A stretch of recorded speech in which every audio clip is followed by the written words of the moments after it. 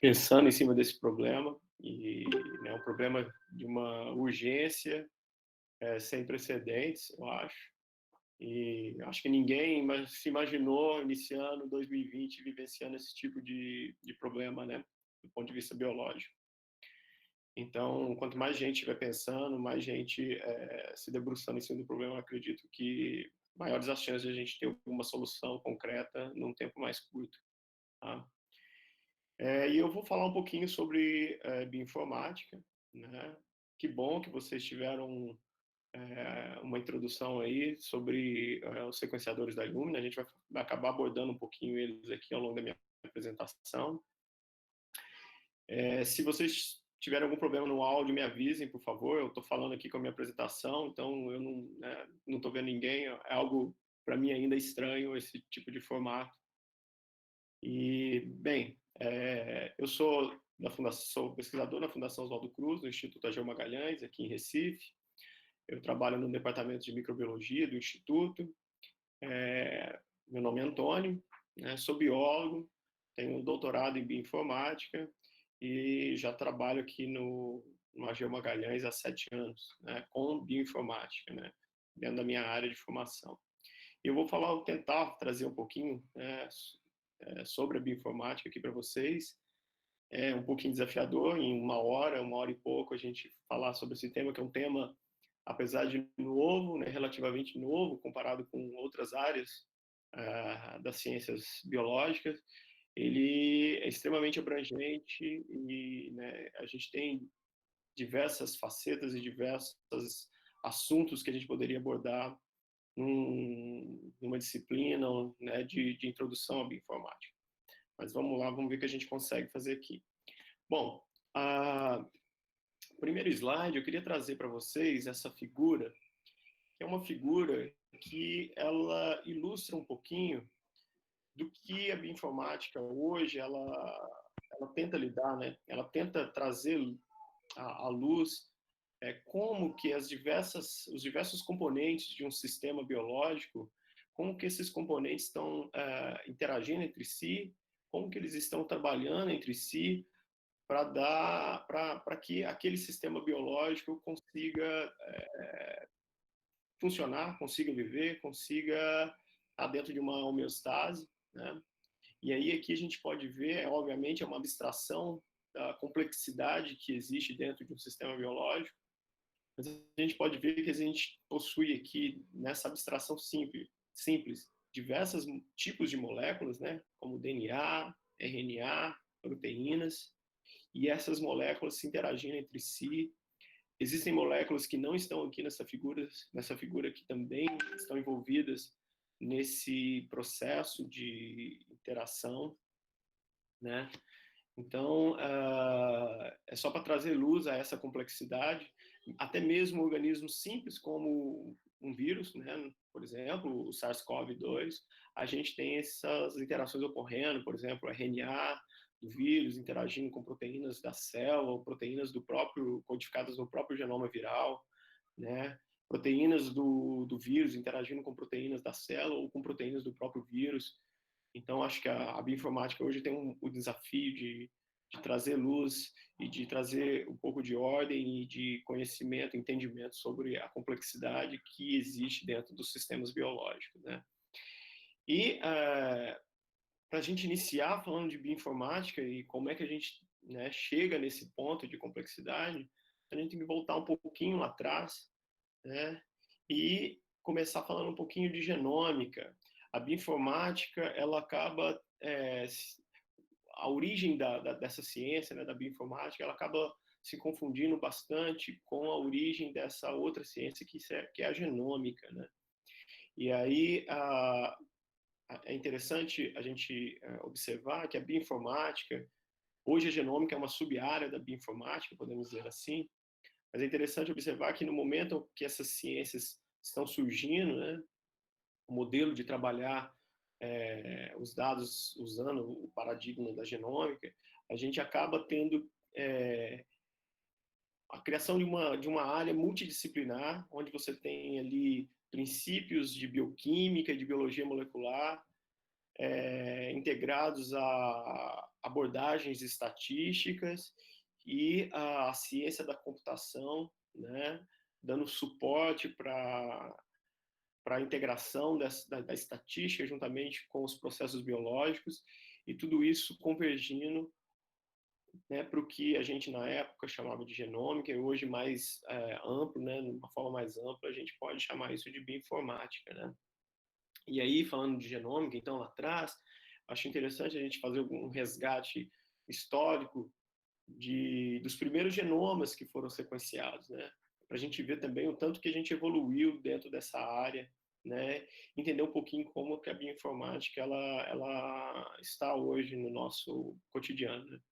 Bom, o primeiro genoma sequenciado é um genoma de um bacteriófago, Phaex 174. Isso foi sequenciado, né, por Sanger, colaboradores, lá na década de 70. Um genoma bem pequenininho, né, de 5.000 e poucos pares de base, né? Um genoma bem pequeno. Posteriormente, na década de 80, a gente já tem um outro bacteriófago, né, sendo sequenciado, e aí um genoma já com um pouco maior, mas ainda assim é um genoma pequeno, de 48.000 pares de base. Tá? E, posteriormente, a gente começa a ver, né, o aumento dessa capacidade que a gente tem de sequenciar genomas um pouco maiores, né? Ali na década de 80, o vírus da vacínia, depois o citomegalovírus, né? Um pouco maior, 192.000 pares de base. E importante... Opa, saiu aqui para mim. Bastante. Bom, deixa eu botar isso em outro lugar. Bom, importante trazer isso aqui para essa apresentação, é que a partir desses genomas, desses primeiros genomas sequenciados, a gente conseguiu, então, começar a desenvolver as técnicas de sequenciamento, que são fundamentais para obter a informação genômica, né? E algumas metodologias de sequenciamento, porque até o presente momento, né, hoje, 2020, nós não temos sequenciadores, né, máquinas que são capazes de gerar, por exemplo, uma leitura, uma sequência de 100.000 pares de base, de 48.000 pares de base. Quer dizer, ali entre 5, 10, 20 mil, hoje a gente até tem alguns equipamentos, né, como o PacBio, da Pacific Bioscience, e o Nanopore, da Oxford, que hoje tem capacidade de gerar leituras bem longas, mas são leituras ainda com um grau de acurácia menor do que os sequenciadores de leituras curtas, né? E que para você utilizar a informação desses sequenciadores, geralmente você precisa ter acoplar, né, integrar a informação desses sequenciadores com sequenciadores de leituras curtas. Mas então, nesse momento, né, a gente começa a desenvolver então técnicas de sequenciamento, né, tanto do ponto de vista de adquirir a informação do nucleotídeo, como do ponto de vista de trabalhar pré-processar as moléculas para realizar o sequenciamento propriamente dito. E aí surgem o sequenciamento de sangue, né, uma tecnologia que dominou até ali o início dos anos 2000, e as metodologias de shotgun, né, que são, na verdade, as várias formas que a gente tem de fragmentar o genoma em pedacinhos menores, pedacinhos que são passíveis de serem lidos pelos sequenciadores, e depois a gente tem o trabalho aí de remontar esses pedaços, esse quebra-cabeça. Aqui a gente já começa a ver como que a bioinformática começa a aparecer dentro dos laboratórios, né? Uma vez que um genoma, por exemplo, de 5.000 pares de base, a gente até que manualmente, tendo leituras aí de 600 pares de base, a gente consegue montar isso manualmente, mas um genoma de 48.000 e 187.000 pares de base, isso já começa a ser uma tarefa um pouco mais complicada da gente fazer isso de forma manual. Então, as abordagens computacionais começam a surgir basicamente aí, né, para auxiliar na recuperação da informação contígua desses genomas a partir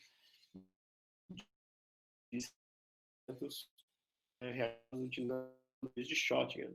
né? Aqui, só para ilustrar, a gente tem dois tipos de shotgun, um shotgun completamente aleatório, a figura A, e na figura B eu tenho um shotgun aqui hierárquico, onde eu primeiro faço uma fragmentação de menos invasiva, vamos dizer assim. Então, tem fragmentos maiores e eu sei o ordenamento desses fragmentos. E aí, depois eu fragmento esses fragmentos maiores em moléculas menores. Então, o meu processo aqui é montar somente essas regiões, porque eu já sei o ordenamento dessas moléculas a priori aqui, né, que facilita um pouco a montagem. Aqui eu tenho, né, ilustrando aqui, dois sequenciadores que foram bastante utilizados. O EBI, né, a gente tem vários modelos, o EBI, o 3100, 3500. A gente tem ainda aplicações rodando nesse tipo de sequenciador. E aqui a gente tem um outro, que é o Megabase. Eu usei bastante esse equipamento aqui ao longo da minha iniciação científica, do meu mestrado. Foi um equipamento bastante utilizado também, que é também o sequenciador capilar baseado na metodologia de Sanger, né? Bom, e aí então, ali no final da década de 80, né, a gente tem aí o primeiro genoma de eucarioto sendo sequenciado, que foi o genoma da Saccharomyces cerevisiae. É interessante ver que é um genoma, hoje é um genoma relativamente pequeno, né? É um genoma de 12 milhões e 500 mil pares de base, né? Que é um genoma relativamente pequeno, né? Mas para a época ali, teve que haver o envolvimento de diversos laboratórios, criando um consórcio para o sequenciamento desse genoma. Então, a gente teve 74 laboratórios envolvidos, e foi bem interessante do ponto de vista de aprimoramento das técnicas, o sequenciamento desse genoma, né? A comunidade científica, ela acabou desenvolvendo diversas metodologias de montagem e de formas de processar esse material para o sequenciamento, né? Porque era já um genoma com um grau de complexidade maior do que os genomas virais que haviam sido sequenciados nos anos anteriores, né? E aí, no início da década de 90, a gente tem aí o início do projeto Genoma Humano, né? Uma iniciativa ali do Departamento de Energia dos Estados Unidos e do NIH, né? Ao longo da década de 90, né, juntamente, em paralelo com os projetos de genoma humano e também de genomas de levedura, né, a gente teve vários outros organismos sequenciados, né, principalmente bactérias.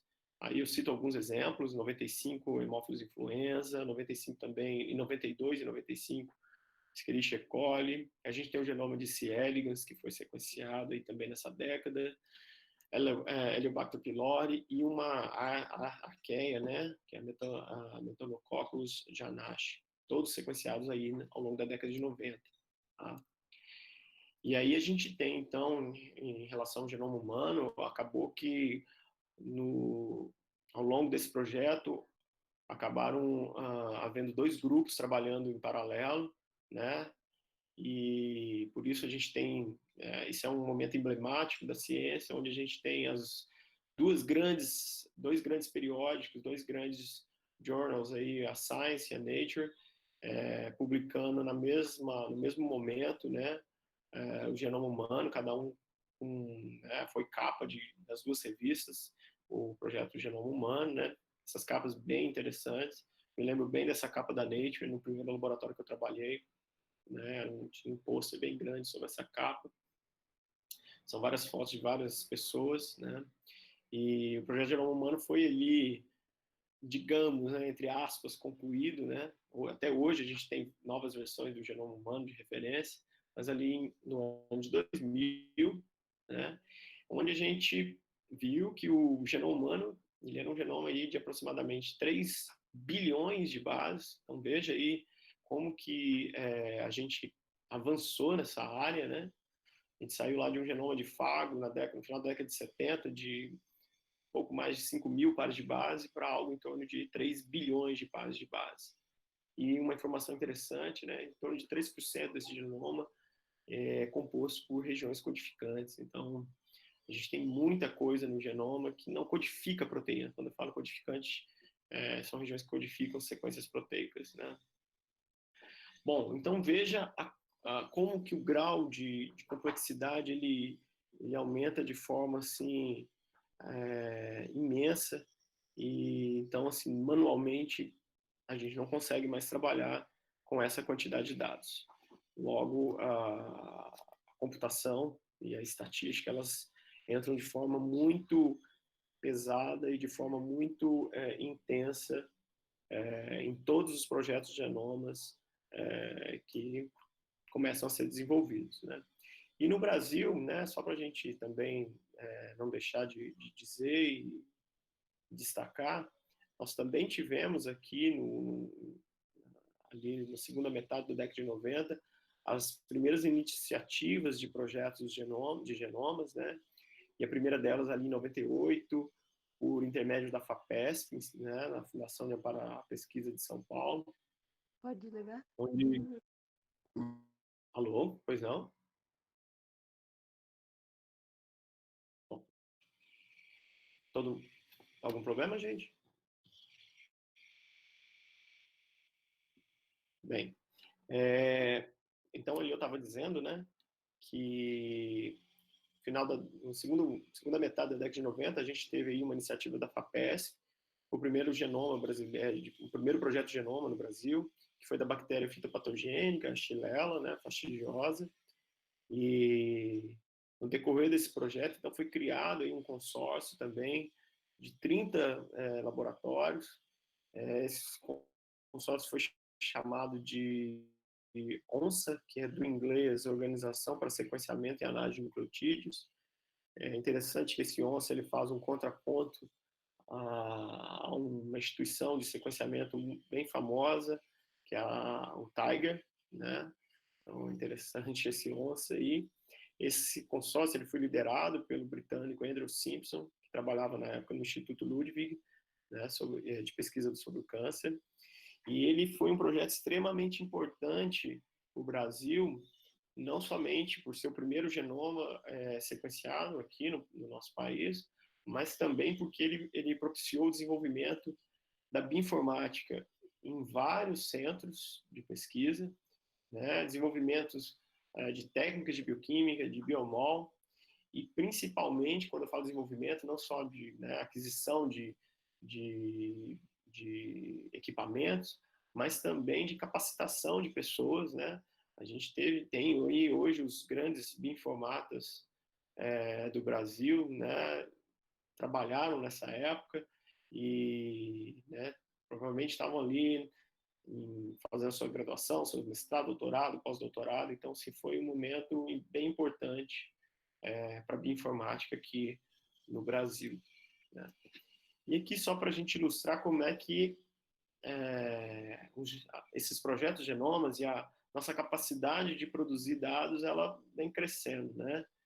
Esse é um gráfico bem atual, eu peguei essa semana, esse gráfico lá do Gold, e a gente consegue ver aí a quantidade de projetos de genomas que a gente tem por domínio, né?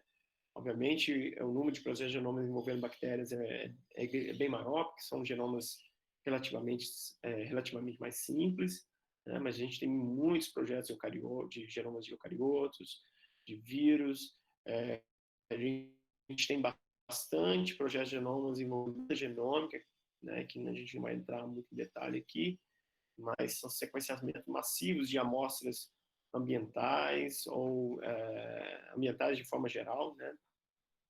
Sem enviesar para nenhum organismo específico. Tá? E tudo isso eu acho é possível, na verdade, né? Primeiramente com o barateamento, né? Da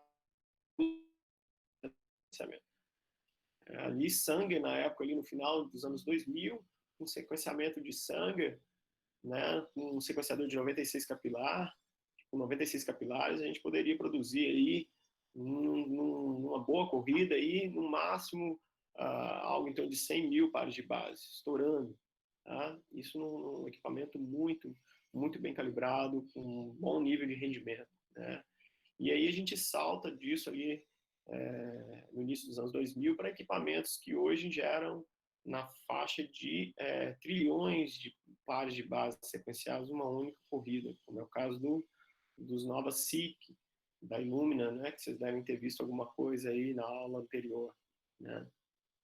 Então, o custo do sequenciamento caiu bastante, caiu de forma exponencial, né, nos últimos 15 anos, e a capacidade de produção de dados desses equipamentos cresceu de forma espantosa.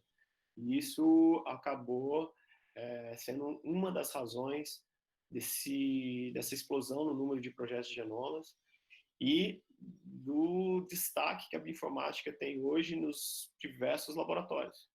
A gente não consegue mais, de forma alguma, lidar com a quantidade de dados que é produzida diariamente, né, ao redor do mundo, sem a bioinformática ali nos assessorando, nos dando algum suporte. Isso atualmente é inviável, né? Um dos grandes motivos é o avanço nessas tecnologias de sequenciamento.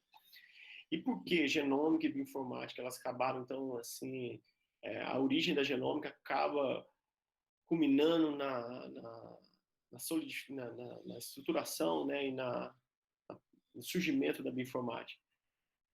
Isso ocorre porque quando você tem um projeto de genoma e você obtém ali o dado de sequenciamento, aquilo é só o início de toda uma cascata de processos que vai ser realizado.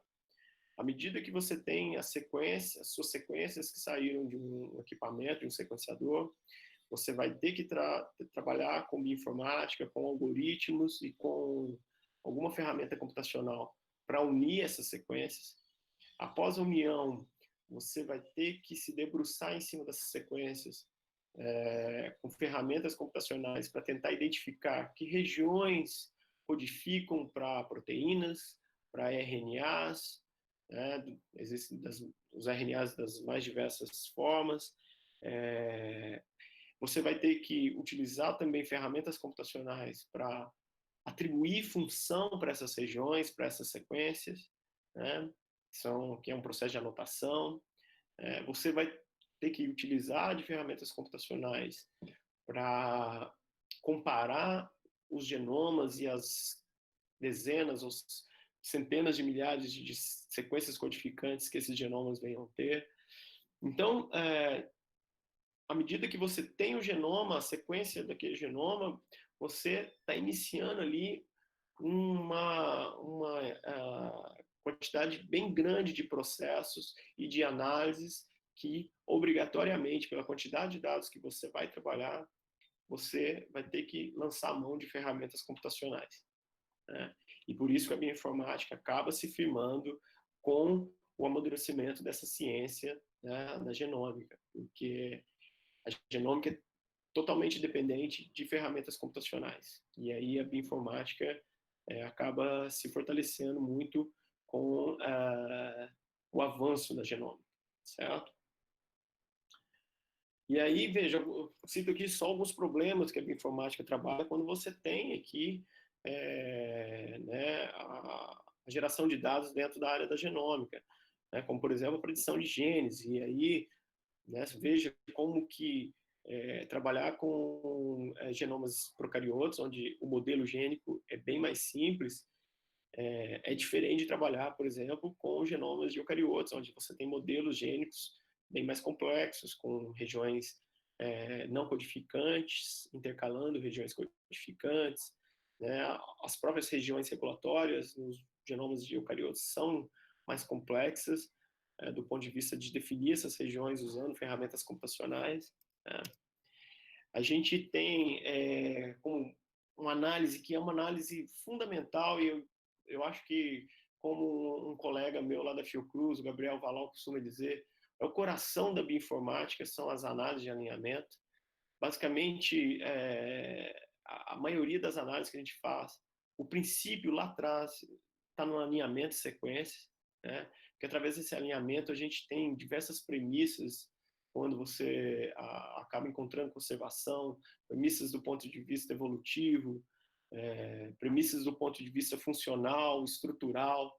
Então, alinhamento de sequência é um tipo de análise fundamental dentro da bioinformática, E a partir do momento que você define seus modelos gênicos com o genoma, você, né, tem aí a capacidade, então, de pegar esses modelos e alinhar esses modelos entre si para poder visualizar conservação, diferenças, né, conservação entre homólogos para uma determinada região de diversos organismos. Então, alinhamento de sequência dentro da bioinformática é algo fundamental, e o entendimento das ferramentas que fazem alinhamento é fundamental para quem quer trabalhar com bioinformática. Você entender o que é um alinhamento local, o que é um alinhamento global, o que são matrizes de score, o que é uma programação dinâmica, o que é uma heurística dentro de que tipo de heurística uma determinada ferramenta está utilizando para poder chegar naquele resultado de um alinhamento.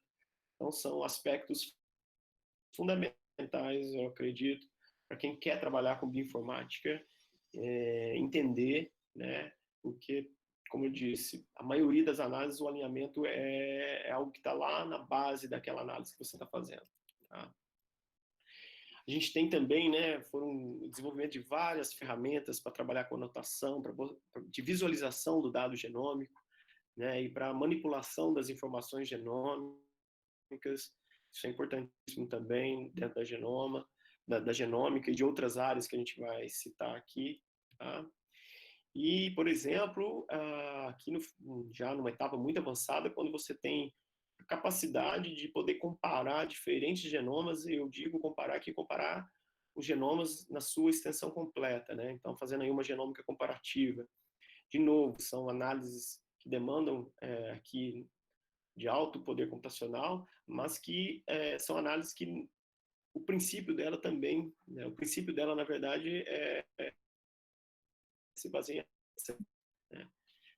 E outras análises, por exemplo, quando você tem aí uma gama de genomas, né, na tentativa de tentar entender como que esses genomas estão relacionados evolutivamente falando, né, o tipo de relacionamento evolutivo que esses genomas possuem, a gente vai acabar lançando mão aí de ferramentas computacionais também que lidam com modelos evolutivos, e aqui, de novo, o alinhamento de sequência está na base disso tudo aqui.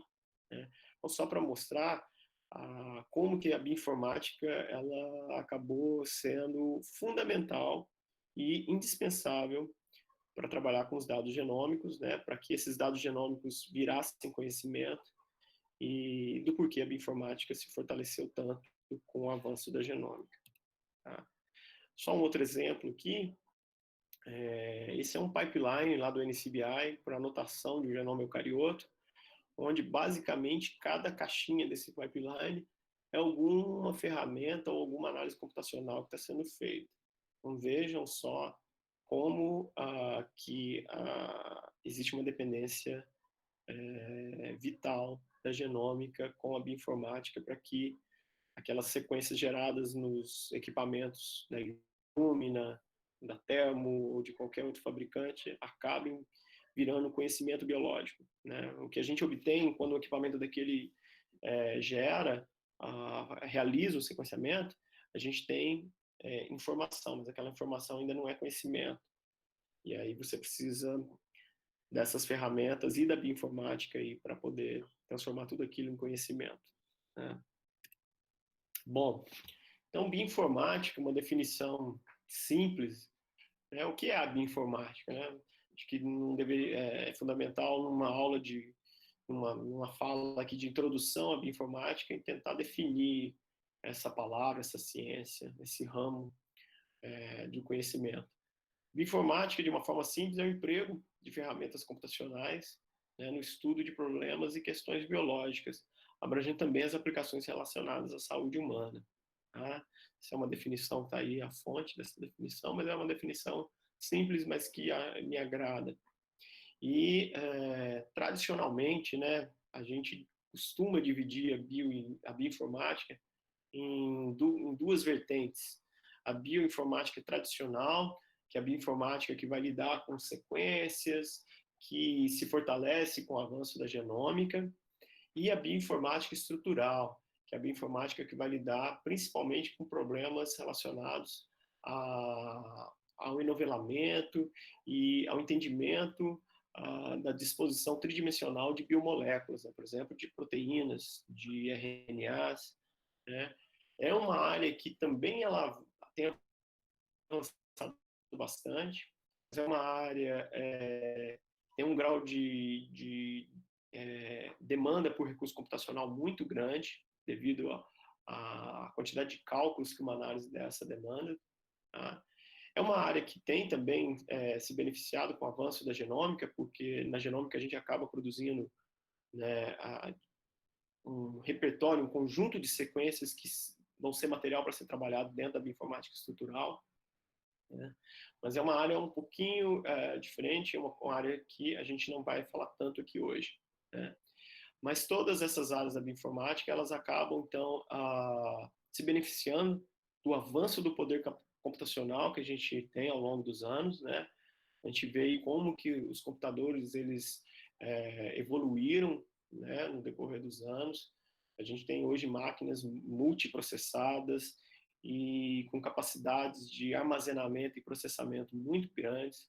Né? Existem hoje algoritmos e ferramentas que lançam mão da capacidade de alguns hardwares gráficos para poder fazer processamento. Esses hardwares gráficos, conhecidos como GPUs, eles têm um grande número de núcleos de processamento. Então, nós temos hoje algoritmos de bioinformática que utilizam dessas placas que foram pensadas primeiramente somente para jogos, né, eletrônicos, mas hoje elas são aplicadas dentro da área da computação científica. E, obviamente, nessas duas áreas, principalmente a bioinformática tradicional, acaba se beneficiando muito da queda na produção de dados, né? Então, a gente tem uma grande disponibilidade de dados hoje, né? Hoje você tem bancos de dados públicos que você tem uma infinidade de informações disponíveis nesses bancos de dados. E é interessante, né, abrir um parênteses aqui, que eu acho que para o Brasil, onde nós temos aí uma dificuldade grande de financiamento, né, atualmente, essa é uma área importante, é uma área que você precisa de pouco investimento no laboratório para conseguir realizar alguma análise, né, para poder fazer uma pesquisa. Né? Então, assim, se você tem alguma pergunta, veja se os bancos de dados públicos eles têm essas informações que podem ajudar a responder a sua pergunta. Né? Então, você precisaria de uma pergunta de um computador, basicamente. Eu acho que hoje a gente tem bastante trabalho para todo mundo dentro da área de bioinformática. Né? E por conta dessa quantidade de dados diariamente gerada, essa quantidade de informação que a gente tem, é de suma importância a atualização das análises, a atualização das ferramentas que a gente utiliza. Né? Aqui um exemplo, uma árvore filogenética que foi feita há 20 anos atrás, hoje com algoritmos mais acurados e mais robustos de alinhamento, por exemplo, provavelmente essa árvore pode ter uma outra topologia hoje, se a gente refizer com as mesmas sequências. Né? Então, existe uma importância muito grande de atualização dos dados que a gente obtém dentro da bioinformática hoje. Né? E, como eu falei, a gente tem um crescente volume aí de sequências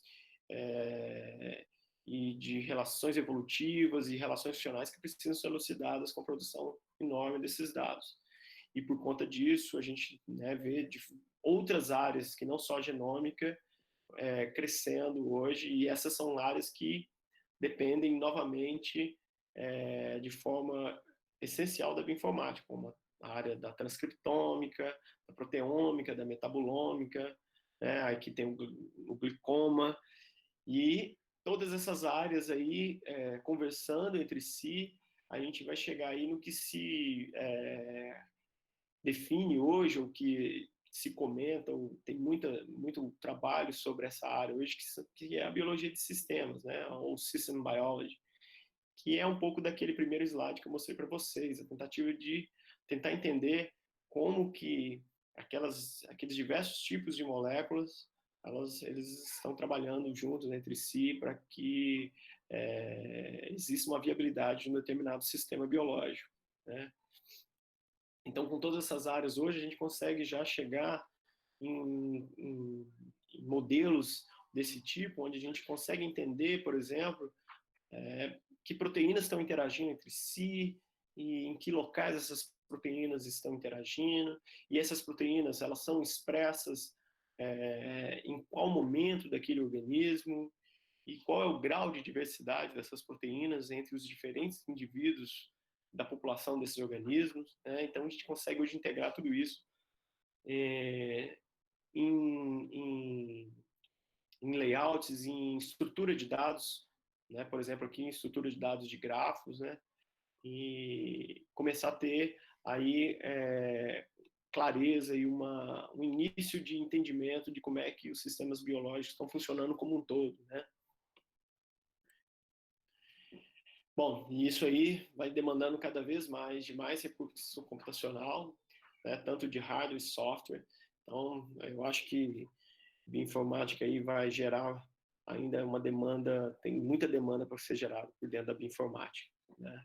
Aqui só uma figura para a gente mostrar aí as diversas análises que a gente pode realizar num contexto mais amplo da bioinformática, desde alinhamento de sequência, dinâmica molecular, que é uma área da biologia estrutural, análise de filogenia, modelagem comparativa, predição de função gênica, modelagem ab initio, a própria análise de biologia de sistemas, DOC molecular, que é atracamento molecular, e alinhamento de sequência, que, como eu falei, é fundamental na maioria das análises. Inclusive, por exemplo, alinhamento de sequência é fundamental na parte de biologia estrutural. Você vai fazer uma modelagem comparativa, você vai ter que, primeiramente, alinhar sua sequência com a sequência de algum modelo, de algum template, né? Então, é fundamental o entendimento de ferramentas de análise de alinhamento de sequência. Um outro aspecto que eu acho fundamental para quem quer trabalhar com bioinformática é o entendimento, né, e o conhecimento dos bancos de dados, né? Os bancos de dados que existem hoje dentro da área biológica, né? Eu acho fundamental a pessoa que se propõe a trabalhar com bioinformática entender que tipo de dado aquele banco disponibiliza, qual é a limitação também daquele banco, daquele repositório de dados, né? De que forma são depositados os dados dentro daquele, qual é o grau de exigência, né, para o depósito dos dados naquele repositório, né? Então, é fundamental porque a gente utiliza esses bancos de dados assim de forma constante em diversas análises dentro da bioinformática. Aqui eu cito alguns bancos de dados, né, alguns famosos, óbvio que tem outros aqui que eu não citei, né, tem vários outros bancos de dados importantes dentro da área de bioinformática, mas aqui eu cito alguns, como por exemplo, o banco de dados de sequência, o próprio NCBI, que tem o GenBank, né, e o NR, o EMBL, que é um repositório europeu, né? A gente tem bancos importantíssimos de proteínas, como o Unipro, que tem um grau de curadoria muito elevado, e tem, né, você tem classificações de curadoria para as proteínas que estão depositadas no Unipro. O banco de dados PDB, que é um banco de dados importantíssimo de depósitos de estrutura tridimensionais de proteínas. O PIFAM, que é um banco de dados bem interessante, porque lá você encontra o depósito de famílias de proteínas. Essas famílias de proteínas elas são descritas como modelos probabilísticos, né? Então, e esses modelos são passíveis de serem utilizados na busca de homólogos em outros genomas ou em genomas que você esteja trabalhando. E essa busca usando esses modelos são buscas que têm um alto grau de sensibilidade. A gente tem bancos de dados de genomas, como o Ensemble, banco de dados de vias metabólicas e de ortologia, como o próprio KEGG, bancos de dados de patógenos, como o VPR, que é um banco de dados importantíssimo para quem quer trabalhar com vírus, né? Tem, assim, milhares e milhares de sequências de vírus, genomas virais depositados nesse banco. O meu PSDB, para quem quer trabalhar com patógenos eucarióticos. Aqui esse é um banco bastante conhecido, porque trabalha com tripanosomatídeos, com apicomplexas. É um banco de dados bastante abrangente. A gente tem banco de dados hoje de dados brutos, quer dizer, o pesquisador faz lá o sequenciamento e ele deposita o sequenciamento desses bancos de dados, né? Porque às vezes ele tem ali aquele dado para responder uma determinada pergunta, mas ele acaba não exaurindo as possibilidades daquele dado que ele mesmo gerou. e aí aquilo fica aberto para a comunidade poder fazer o download daqueles dados e poder trabalhar e tentar responder outras perguntas que aqueles dados podem responder, né, sem ter o custo de gerar esses dados novamente, né. E temos dados também de interação entre moléculas, como o string, né. Então, só aqui citando alguns exemplos, né.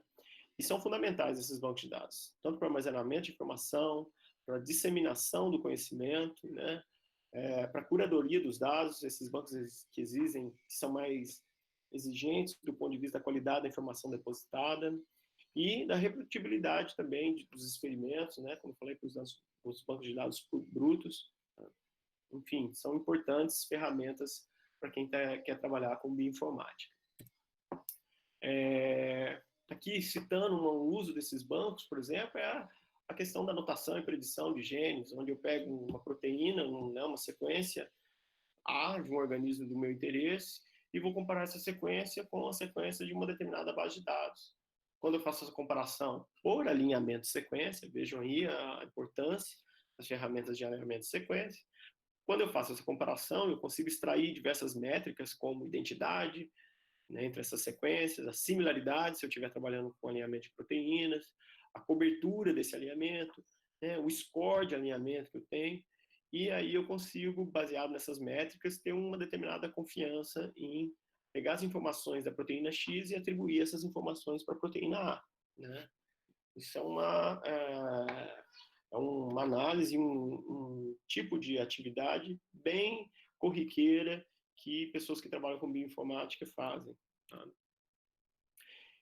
E o que mais é necessário para trabalhar com bioinformática, né? Primeira coisa é entendimento. Aí, do lado mais computacional, é óbvio que o lado biológico ele é importantíssimo, você entender sobre o sistema biológico que você está trabalhando é importantíssimo, né? Inclusive para fazer as perguntas para os dados que você esteja trabalhando, né? Para entender, né, as peculiaridades daquele sistema biológico. Mas como o próprio nome diz, bioinformática, a gente tem o lado da informática, né, que ele tem que andar em paralelo com o conhecimento biológico. E é importantíssimo você ter, primeiramente, um conhecimento muito bom do sistema operacional que você vai utilizar, né, que é a interface ali primária entre você e a máquina, o computador, né. Então, é de fundamental importância você conhecer. E aí o Linux, ele é o sistema majoritariamente utilizado dentro da bioinformática, né? É importantíssimo também você conhecer e aprender programação. Tá? Tenho trabalhado com pessoas dentro da bioinformática que não programam nada e pessoas que programam, mesmo que programem pouco. E é impressionante como que a capacidade dessas pessoas que programam em resolver, inclusive, problemas do próprio sistema operacional, essa capacidade cresce muito, tá? Porque você tem um entendimento mais lógico, né, das ferramentas, daquilo que você está fazendo. Então, fora que existem certos momentos que você precisa converter um dado para um outro formato, ou fazer determinado tipo de análise, e você vai precisar programar, né? Ou vai ficar dependente de alguém que faça isso por você. Então, eu acho que aprender a programar é muito importante para quem deseja trabalhar com bioinformática, né? E aí aqui eu cito algumas das linguagens que hoje são importantes e estão em grande uso por quem trabalha com bioinformática, como, por exemplo, o Python. E o Python tem um conjunto de bibliotecas para lidar com análise de bioinfo, que é o BioPython. Então, é uma linguagem bem interessante de aprender. O Perl, que é uma linguagem um pouco que foi utilizada mais no início da bioinformática, mas ainda assim é muito utilizado, né? O Perl também tem um conjunto de bibliotecas e de ferramentas para lidar com problemas de bioinfo, que é o BioPerl. O R hoje tem sido extremamente utilizado, né? Uma linguagem que foi criada ali no início mais para análises estatísticas, mas hoje a gente tem N análises em bioinformática utilizando o R, essa linguagem, esse ambiente de programação.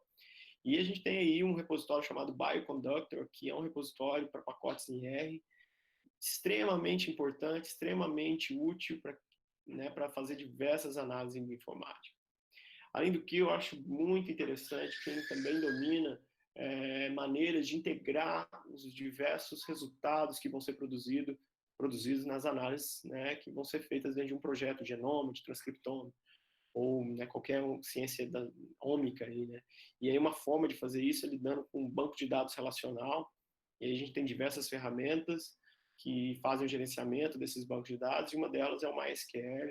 Eu também acho muito útil quem consegue lidar com esse tipo de ferramenta. É bem importante também para quem deseja trabalhar com bioinformática. Tá? E além do que, a programação é importante também, porque muitas vezes você acaba fazendo download, instalando alguma ferramenta, e aquilo não funciona, tem algum bug, e aí você fica dependente do autor para poder consertar aquilo. Se você tem uma boa noção, se você entende programação em um nível razoável, você pode até conseguir, né, encontrar erros nessa ferramenta, melhorar essa ferramenta. Né? Então, eu acho importantíssimo esse tipo de habilidade para quem quer trabalhar com bioinformática. Por que usar Linux? Né? Muita gente me pergunta isso. Bom, eu tenho alguns argumentos para a utilização do Linux. Primeiro, que é um sistema operacional livre. Segundo, que a maioria das ferramentas para bioinformática são desenvolvidas para esse sistema operacional. É um sistema extremamente fácil no quesito de gerenciamento de um ambiente onde você tem diversos usuários, né? E além de ser um sistema bem estável, tá? E a gente tem aí uma quantidade bem grande de distribuições, né? Cada distribuição, né, com suas peculiaridades, né, de Linux. Não vou entrar em detalhe em nenhuma delas, mas sugiro quem deseja trabalhar com bioinfo perder um pouquinho do preconceito e começar a trabalhar com Linux. Né? E por que no Linux ainda se usar o prompt comando, né, que é aquela tela preta onde eu interajo com a máquina através de linhas de comando? Também tem alguns argumentos para isso. Primeiro, porque é uma interface que consome pouco recurso computacional. Lembre-se que a gente hoje lida com algumas análises que demandam de grande uso de processamento e memória. Né? A gente está falando de resultados de sequenciamento hoje que tem 10, 15 gigas um arquivo. Né? Então, você tem que disponibilizar o recurso computacional para análise desse dado, e não com interfaces ou com outras coisas que não é a finalidade. Né? A interface de prompt de comando ela é muito ágil para realizar diversas tarefas de gerenciamento e de execução, né? Por incrível que pareça, quando você aprende, eu acho hoje a interface de prompt de comando mais ágil do que as interfaces gráficas. Né? E é uma interface que te possibilita a automatização de processos em cadeia. Né? Alguns de vocês já devem ter ouvido essa palavra, pipeline. Né? Foi desenvolvido um determinado pipeline para fazer análise de SNP para projetos de genomas. Então, utilizando essa interface, você consegue concatenar diversas tarefas, diversos processos, com o objetivo de obter um resultado final. Tá? Programação eu já falei, né, um pouquinho. Eu acho que essas linguagens hoje estão em alta, e são linguagens com bastante material, com bastante fórum, bastante canais para poder aprender essas linguagens. Tá? Mas a primeira sugestão que eu dou para quem deseja aprender programação é tentar aprender a lógica por trás. Existem materiais, livros que ensinam essa lógica, independente da linguagem que você deseja aprender posteriormente. Tá? Aqui, por exemplo, eu tenho uma figura aqui, um texto mostrando um pseudocódigo, que a gente chama, de uma multiplicação de duas matrizes quadradas, né? E é interessante ver que você tem uma forma, uma estruturação do raciocínio. É isso que deve ser aprendido, a priori, na minha opinião, antes de você se debruçar por alguma linguagem de programação. É aprender a estruturar esse raciocínio dentro desse formato lógico. Né? É uma coisa que nós, que viemos da área biológica, a gente não tem esse costume. A gente tem uma forma de aprendizado e de pensar muito descritiva, né, por conta de como as ciências biológicas são ensinadas, né, mas é um exercício muito interessante.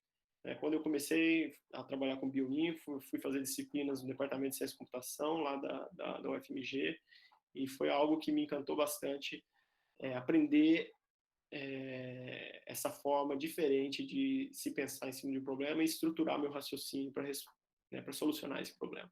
Então, essa é a minha sugestão para quem deseja aprender programação. Aprenda primeiro lógica. Não vá atrás de nenhum livro, primeiramente, de linguagem. A lógica primeiro, depois a linguagem vai acabar sendo mais simples, o aprendizado. E aí, só um exemplo do potencial que a gente tem, né, do uso dessas ferramentas. Aqui, esse é um resultado aqui do meu grupo, onde eu tenho aqui uma análise que foi feita. Isso aqui é um experimento de single cell sequence. Então, a gente sequenciou a população de RNA mensageiro individualmente de milhares de células. Cada pontinho que vocês estão vendo nesse gráfico aí é uma célula. Cada célula dessa teve sua população de RNA mensageiro sequenciada de forma individual. Tá? Então, eu tenho aí, é como se eu tivesse milhares e milhares de indivíduos com seu transcriptoma sequenciado. E esse sequenciamento, então, quando saiu, a gente com algumas ferramentas, né, de mapeamento e scripts em Perl, trabalhou o resultado desse sequenciamento, definindo, né, a taxa de expressão de genes, de cada gene para cada uma dessas células. Usando ainda Perl, a gente conseguiu classificar, baseado na taxa de expressão desses genes, dessas células, que tipo de células eram, se eram células B, se eram células T, CD14+, CD16+, então são células do sistema imune, obviamente, que a gente está trabalhando aqui, né? São células do PBMC, e utilizando o R, a gente consegue separar essas células, a gente consegue plotar os resultados que saíram lá dos scripts em Perl, a gente consegue comparar a taxa de expressão entre os diversos genes das diversas células. Então, assim, é o potencial que a gente tem com essas ferramentas. E aqui, um outro exemplo do potencial é dos bancos de dados relacionais, que eu comentei, né, alguns slides atrás. É o potencial que você tem de integrar a informação. Cada tabela aqui, cada quadrado desse é uma tabela, cada linha desses quadrados são campos dessas tabelas, e aqui todas as tabelas estão conversando entre si. Então, eu consigo fazer perguntas bem complexas para um banco de dados com essa estrutura, integrando aqui diversas informações biológicas, de expressão, de variabilidade, de indivíduos diferentes, de populações diferentes. Então, também é algo muito útil, né?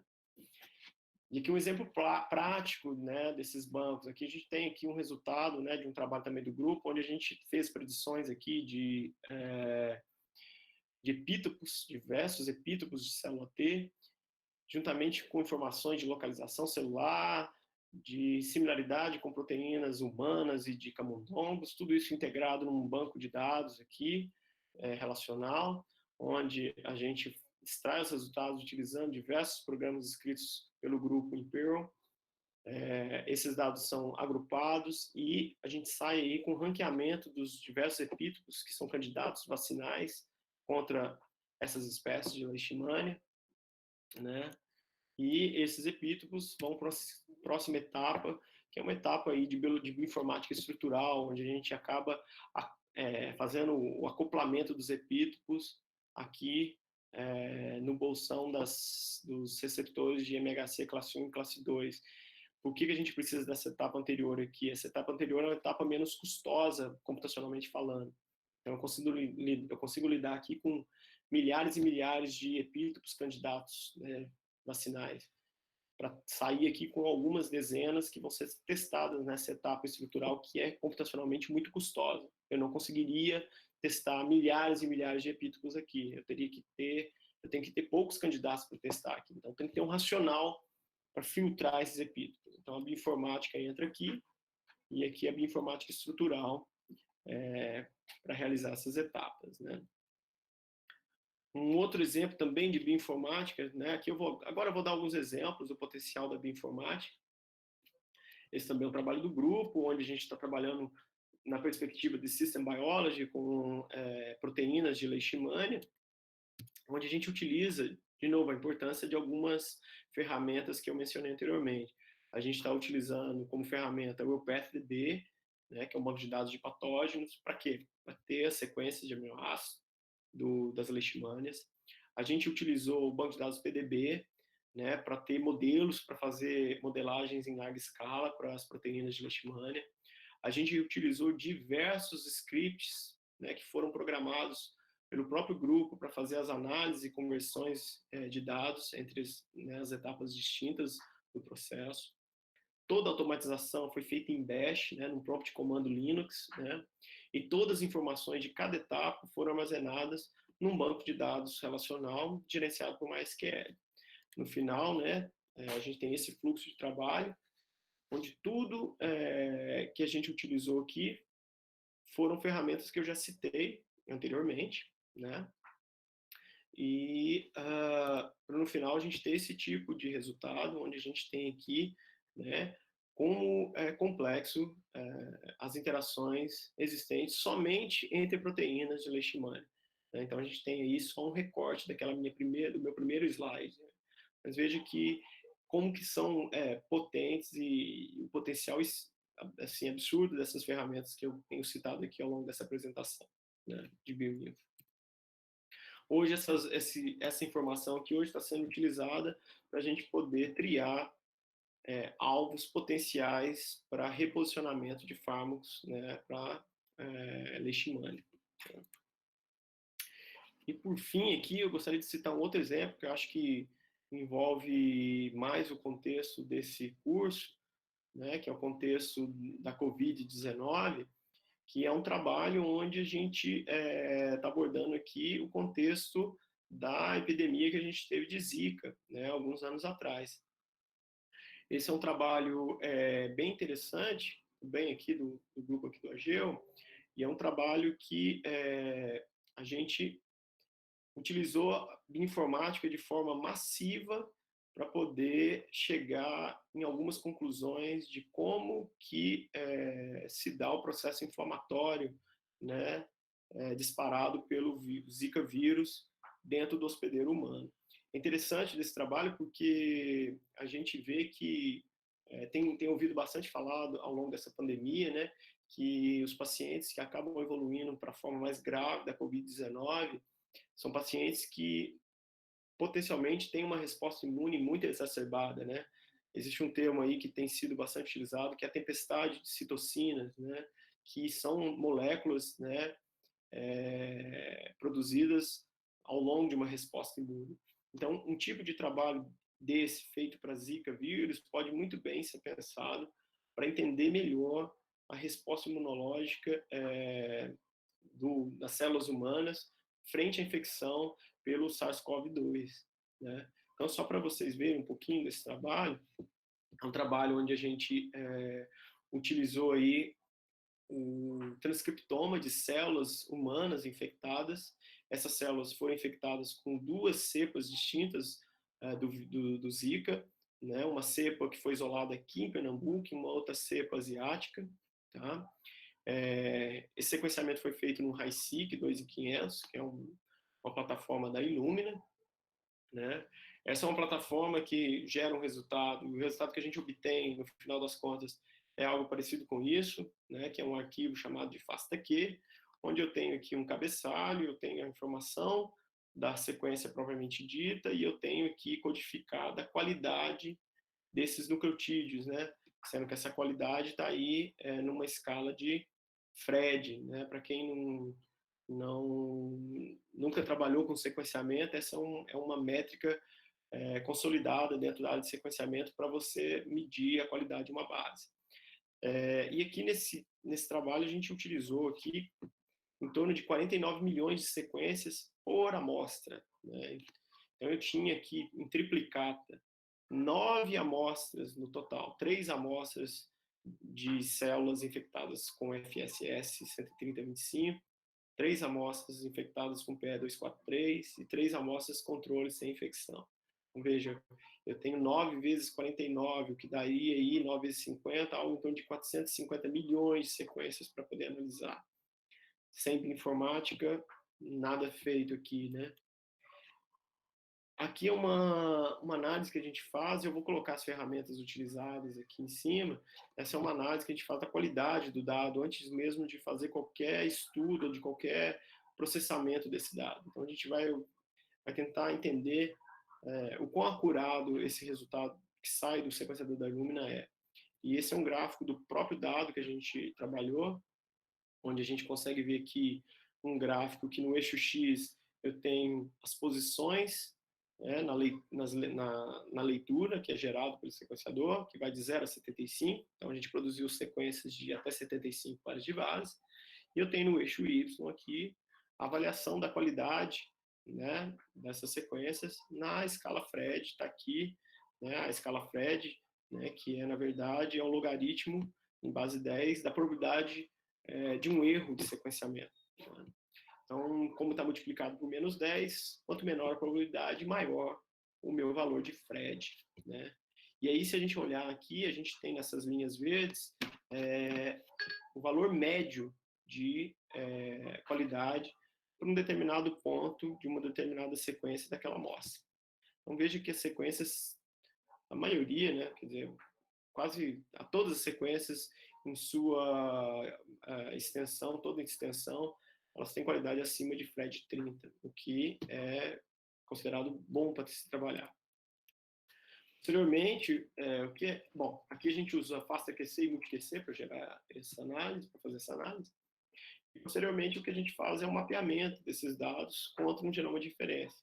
No caso, a gente utilizou um genoma lá do Ensemble, uma base de dados que eu já citei, está aí a importância das bases de dados. Esse genoma foi um genoma de referência utilizado.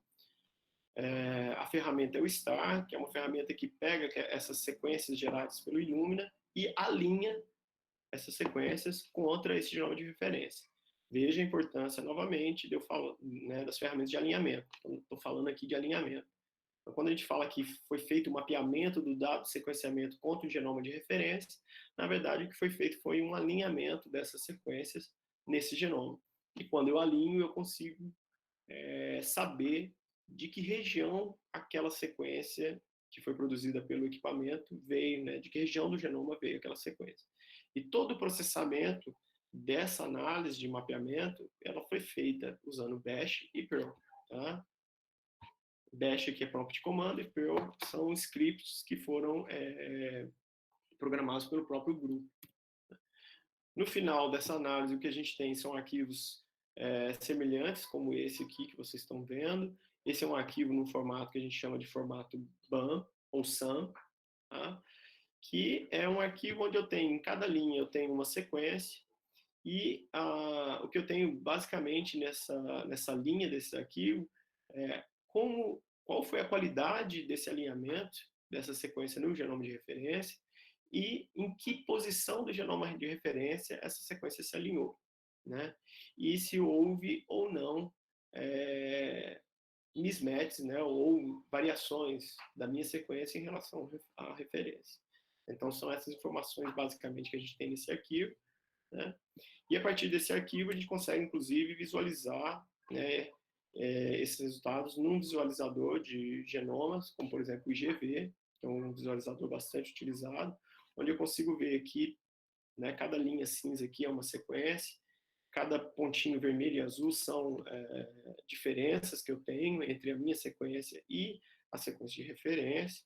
Então, consigo ter uma visualização, né, algo visual aí desse mapeamento que é feito desses dados.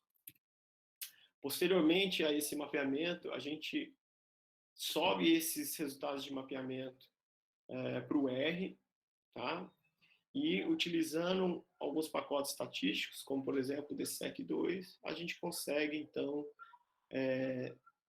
olhar para esses genes aqui nessa coluna que eu tenho, né, a coluna com o identificador dos genes, eu consigo saber, por exemplo, se esse gene ele foi mais ou menos expresso em comparação com o controle. Aqui, por exemplo, eu estou destacando 2 genes, que são genes que foram diferencialmente expressos, nesse caso aqui, para a célula infectada com PE243 em relação ao controle. Tá? Aqui eu tenho uma métrica que é o log2 de fold change. O que é o fold change? É a proporção da expressão do teste, no caso a célula infectada, em comparação ao controle. Mas isso foi transformado num logaritmo para que eu tenha aí uma simetria entre as minhas escalas, caso essa proporção aqui se inverta. Tá? Então, por exemplo, aqui, quando eu tenho um log fold change em torno de 5, quer dizer que a expressão desse gene no teste, na célula infectada em relação ao controle, foi 2 vezes elevada a 5, o que é um número aí bastante alto, se você for ver, né? Isso aí vai dar o quê? Vai dar mais de, acho que se não me engano, se eu tiver certo, a minha matemática sem calculadora, em torno de 32 vezes mais expresso. Tá? Então, só para vocês verem, a gente consegue, então, no final desse mapeamento, processar esses dados, de novo, usando uma ferramenta que eu já citei, que é o R, e um pacote DSEC2, que está presente lá no Bioconductor, que é um repositório também que eu já citei. A gente consegue ter essas informações, e a partir dessas informações a gente consegue criar figuras desse tipo, onde eu tenho aqui a organização dos genes, que está aqui nesse eixo X, em relação às amostras que estão aqui no eixo Y. Então, as amostras estão agrupadas aqui por PE423, a FSS 13025 e o controle. E aqui, quanto mais vermelho, mais expresso, quanto mais azul, menos expresso um determinado gene. Então, a gente consegue ver aqui, tem uma visualização de como que determinados conjuntos gênicos relacionados, eles estão se comportando perante a infecção, inclusive a infecção com cepas diferentes do Zika. Aqui eu tenho, na figura B, são genes relacionados à resposta imune adaptativa.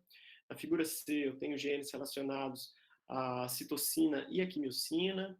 No D, eu tenho genes relacionados à resposta para o interferon. E no E, eu tenho genes relacionados ao crescimento e à morte celular. Veja que interessante, por exemplo, na figura C, que é de citocina e celularização por quimiocina, como existem um conjunto de genes aqui que tem uma expressão quase nenhuma por controle, são genes que são ativados nas células infectadas, mas são genes que, por exemplo, nesse caso aqui, esse conjunto, são genes mais ativados quando eu trabalho com a cepa asiática em comparação do que a cepa, quando eu comparo com a cepa isolada aqui em Pernambuco.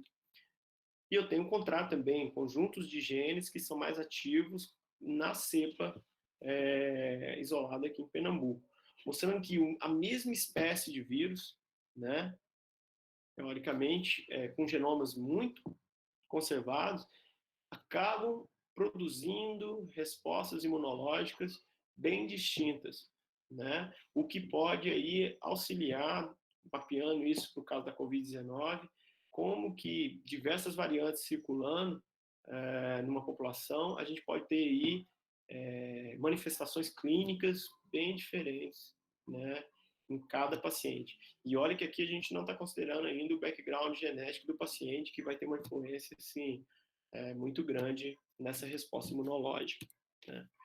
Além disso, a partir desses resultados, a gente conseguiu, usando o string, por exemplo, entender as interações que ocorrem entre essas proteínas envolvidas na resposta imune, né? E aí aqui a gente tem, além dessa informação da interação, a gente tem a taxa de expressão desses genes plotada aqui nessa rede, e através de uma outra análise, que é a análise chamada, usando essa ferramenta via complex, a gente consegue ter aqui uma visualização de quais pontos dessa rede são pontos mais importantes para esse fenômeno que a gente está estudando, né? Então, veja aí, e aqui usando de novo ferramentas que eu já citei, como o Perl e o Bash, que é o prompt de comando, e algumas ferramentas, no caso aqui, ferramentas de visualização, mas ferramentas gráficas, como o Cytoscape e o Via Complex. Tá?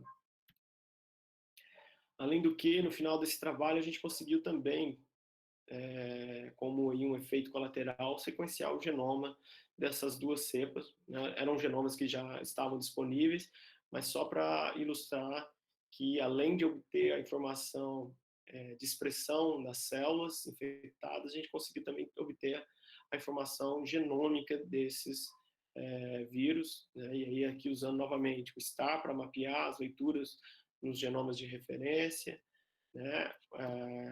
BED-TOOLS para poder estimar a profundidade de sequenciamento de cada posição do genoma e o R para poder analisar esses resultados e ter, né, plotagens de gráfico como esses que a gente está vendo aqui, né? Bom, todos os resultados desse estudo eles estão disponíveis, foram depositados em banco de dados num banco de dados público, que é o SRA, que eu já mencionei. Então, de novo, novamente a importância dos bancos públicos, né? E uma conclusão que a gente chegou desse estudo é a importância da resposta de interferon alfa e de CXCL10, que ela varia muito, né, a produção dessas moléculas é uma produção dependente da cepa de vírus que você está usando. E que potencialmente essas moléculas estão envolvidas de forma muito intensa na manifestação clínica, inclusive na manifestação inflamatória nos tecidos nervosos de recém-nascidos, né, que pode aí explicar um pouco da manifestação clínica de microcefalia, né? Então veja aí o potencial da bioinformática na análise de dados, na integração de diversas informações, né? Então só para recapitular, para a gente finalizar, o que eu acho importante, de novo, para quem vai trabalhar com bioinformática, entendimento dos repositórios de dados que existem, né, o conhecimento desses repositórios, o tipo de dado que tem lá dentro, né, da política de depósito desses repositórios, né, o quão confiáveis os dados que existem em relação. Importantíssimo entendimento disso, porque, veja nos exemplos que eu citei, a gente utilizou diversos repositórios, né, para as análises que a gente fez. O sistema operacional que você vai usar, importantíssimo entendimento dele.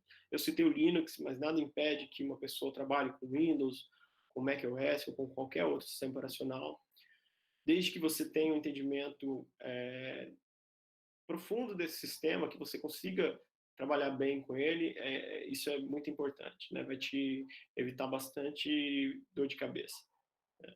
O entendimento das ferramentas que você vai utilizar, né? Se apropriar dessas ferramentas, entender o princípio, as premissas que essas ferramentas exigem, né? Antes de iniciar uma análise. Muitas vezes um determinado tipo de dado não é factível de ser analisado por uma determinada ferramenta, porque ele não respeita certas premissas. Então, também um conhecimento profundo das ferramentas é importantíssimo.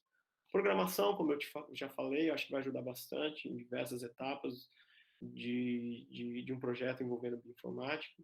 A integração da informação, importantíssimo. Ela não é essencial, mas auxilia bastante em diversas análises. E o mais importante, para mim, né, como eu já falei anteriormente, hoje a bioinformática ela está vivenciando um desafio tremendo, que é a quantidade de dados que existem disponibilizados e a falta de mão de obra para trabalhar com esses dados. Hoje a gente tem muito, muito mais dados do que pessoas para trabalhar nesses dados. Então, assim, tem um nicho a ser explorado gigantesco. Mas para explorar esse nicho, na minha opinião, o mais importante é você ter uma pergunta, ter uma boa pergunta biológica, né? E aí depende do seu conhecimento, do sistema biológico que você está estudando. E se você tem todas essas habilidades, esse conhecimento computacional, né, nada impede aí que você, né, tenha sucesso na análise desse mar de dados que a gente tem disponível hoje em dia. Tá? Bom, eu agradeço o convite do Valdir. Espero ter dado uma pincelada aí em algumas ferramentas e ter pelo menos despertado as pessoas que estão assistindo o potencial, né, para quem nunca ouviu falar de bioinformática, o potencial que essa ciência e né, ela tem hoje na produção de conhecimento biológico. Tá? Obrigado.